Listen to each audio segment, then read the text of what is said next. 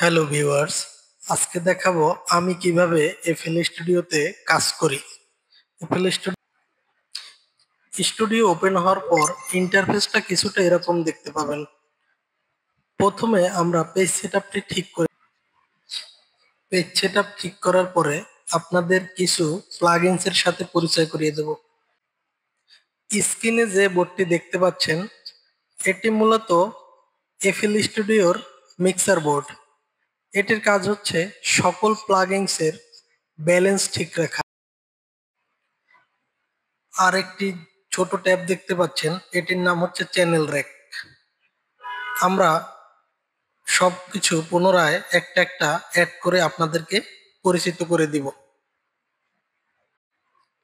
এখন আমরা play list on করব।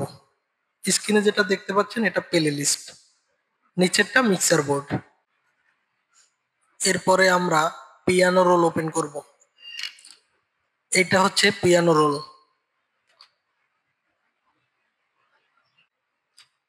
পিয়ানো রোল মূলত এফএল স্টুডিওতে পিয়ানো কর্ড বানাতে ব্যবহার করা হয়। চ্যানেল র্যাক ও মিক্সার বোর্ডের এফএল স্টুডিও সফটওয়্যারে সরাসরি একটা সম্পর্ক রয়েছে। এখন আমরা একটি মিউজিক ওপেন করে দেখাবো প্লে লিস্টে। মিউজিকটা ওপেন করতে আপনাদের কম্পিউটার থেকে সরাসরি ড্রাগ করে ফাইলটি ছেড়ে দিন। সফটওয়্যারের একদম উপর থেকে দেখুন প্লে অপশন আছে, ওখান থেকে প্লে করে নিলাম। ধারে মেঠোপথ যার পারে দাঁড়িয়ে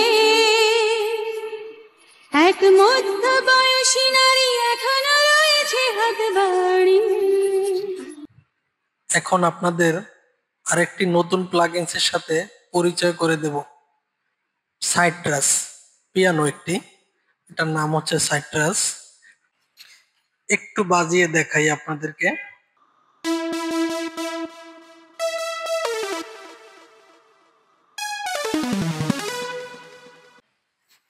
আজকে এ পর্যন্তই।